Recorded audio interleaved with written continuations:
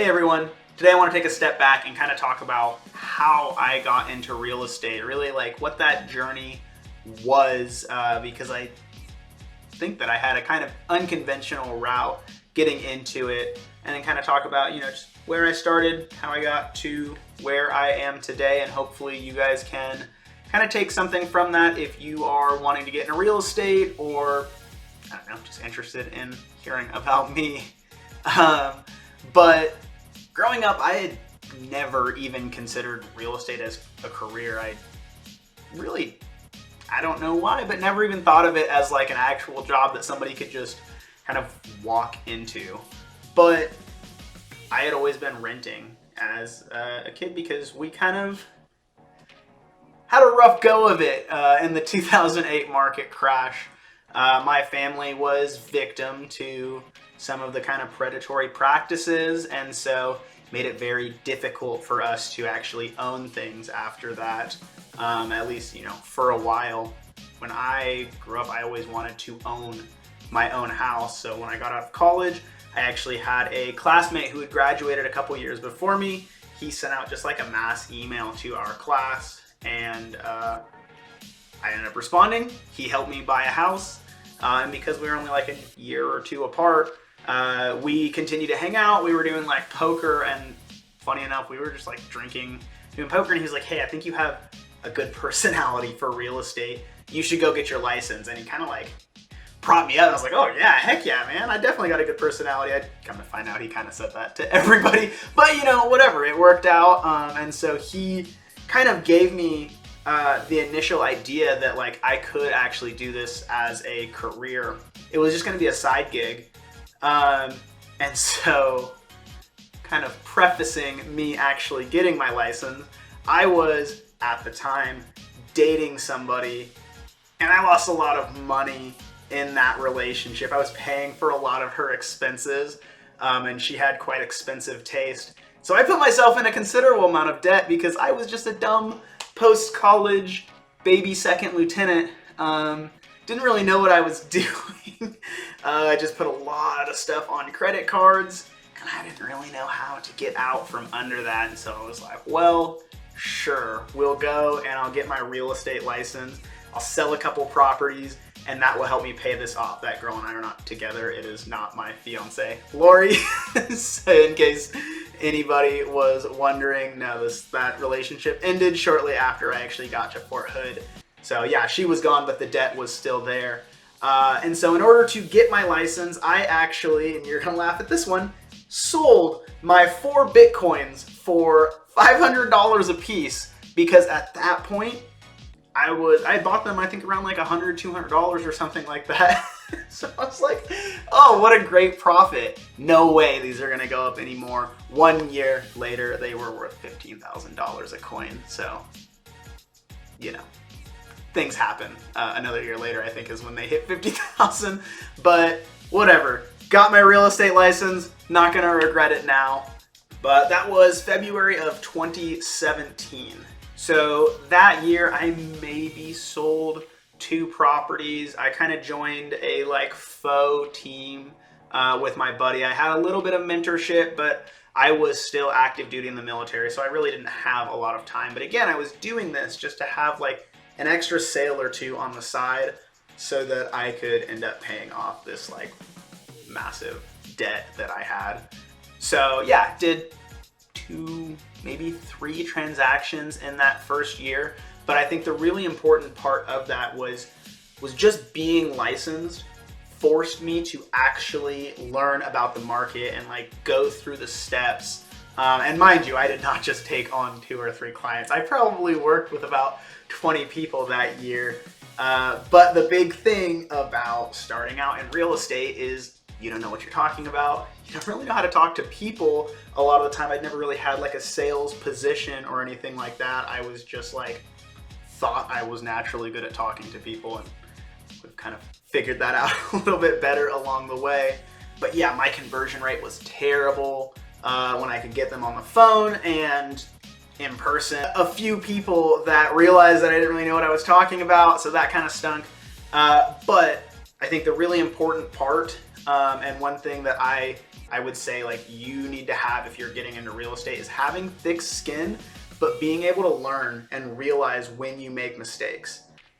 So I, in particular, remember this one couple I had taken out. They wanted to use their VA loan and purchase a fourplex. For anybody who knows, VA loan, you can do it for a 1 to 4 property. There's some other stipulations, but I'm not going to get into that. So yeah, you need to be able to move in the property, 1 to 4. I showed them an 8-unit property. I was like, oh, rents on this are great. And the listing agent was there too and clearly also didn't know. So you just got 2 people like talking about this loan type that they've got like no clue on. Maybe it was FHA, VA, but they're pretty similar there. And later that day, this couple, they sent me a very long, nasty gram to my email, essentially detailing how I had no clue what I was doing, that if they were to buy that property, they would have had to put 25% down and not the like 3.5 or the 0%, what, I forget exactly what loan type, but yeah, a lot more money down. It wouldn't have worked for what they wanted, and I clearly didn't know what I was going to do. They had another agent, and I was just flush red as I was reading this email because that was incredibly embarrassing, and they handed it to me. They did not pull any punches. But instead of just being like, you know what, I'm done with real estate, I'm out, I kind of took a step back and I said, you know what, they're absolutely right. It sucks to lose this sale. I didn't even get to do like a referral or anything, but I said, I need to learn about this loan type because I really didn't know a lot about it. And I went and I dug into the actual like loan laws, and I started figuring out the left and right limits of this property. And that's what I did throughout my first couple years in real estate while I was just doing things part-time. If I ever had a question I didn't know the answer to, I went and I researched everything I could about that topic. And then I did it for the next thing, and I did it for the next thing, and now I know quite a bit about real estate. It's such a broad topic, subject, field, whatever you want to call it, that I will absolutely never say that I know everything there is about real estate. But there are a couple of things that I specialize in that I will say I know more than 99% of the other agents out there, simply because I dug into the actual loan laws, or the market, whatever the question was, and I took that upon myself to know everything, because it's so embarrassing when you don't know something like that and somebody asks, because you're supposed to be the expert. So yeah, I think that's a really, really important thing if you are somebody who's wanting to get into real estate, is be eager to learn, because the hardest part about starting in real estate is you don't know what you don't know. I don't care how much training you do, I don't care how many classes you do, you're not going to learn things until somebody asks you a question and you just absolutely don't know the answer, and you have to go figure it out for yourself.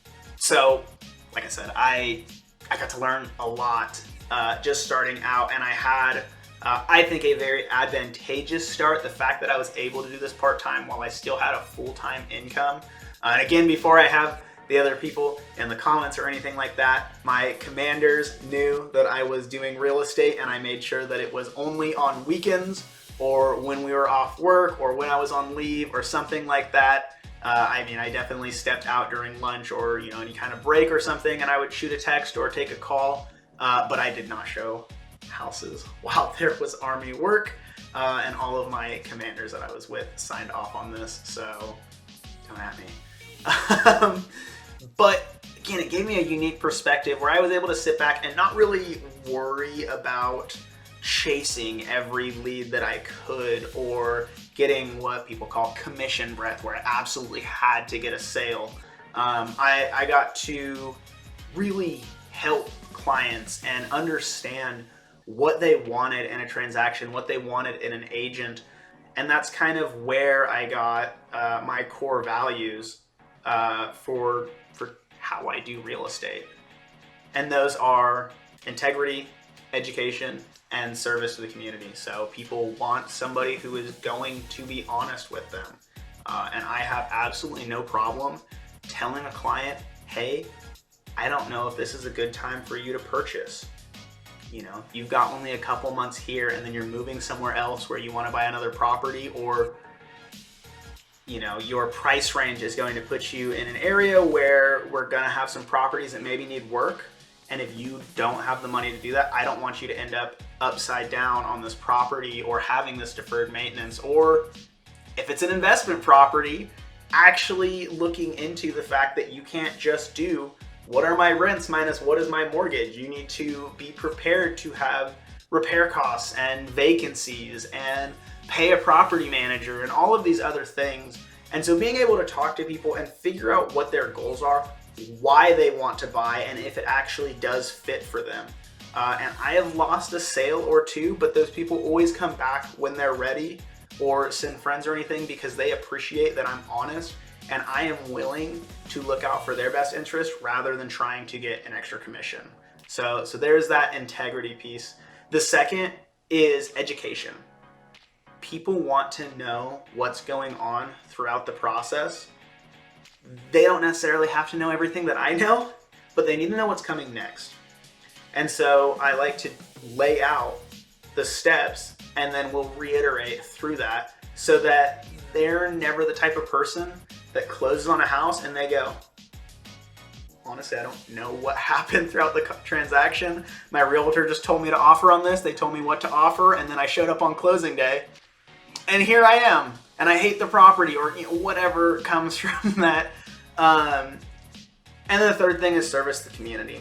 And that is not necessarily something that I saw from clients that they were wanting me to do, but that's something that is like a core value of mine. I want to be able to give back to my community. When I do flips, I over renovate these properties because I want them to be nice. Even if I'm not going to get 100% return on investment for some of these additional things that I do, I want to bring the neighborhood up because I live here. This is my home.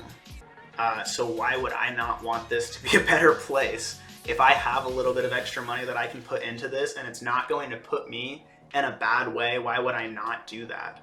Why would I not go out and volunteer and help host these events and help educate people on the benefits of home ownership, as well as, like I mentioned before, if it's the right time or not. Like I don't want to see my clients getting foreclosed on. I don't want to see my clients upset because their house is underwater and they've got to figure out alternative solutions. I want everybody that I work with to be better for having worked with me, and I want my community to be better for what I've done. So those are my 3 core values that I have when I'm practicing real estate. So to sum all of that up, I started real estate to get out of debt. I put myself in a very bad way, and that was how I started it. But I ended up falling in love with it. I fell in love with my ability to help other people, my ability to bring my community up in a way that I was not able to do while I was in the military. So I love being an advisor. I love being a counselor. I love being a mentor to the people that I work with. I love when people come up to me and they are asking me questions, whether they want to buy a house or not. I want to see the world better because I am in it, and this is something where I felt that I could have a physical, a tangible impact on those around me, be it the individuals or my community. So that is kind of my A to Z story of how I got here, and I hope that you guys will join me on this journey as I kind of get a little bit more into the social media side of things so that I can help people from afar, whether they're in the Central Texas area or not. But that is all for today. I'll see you guys next time.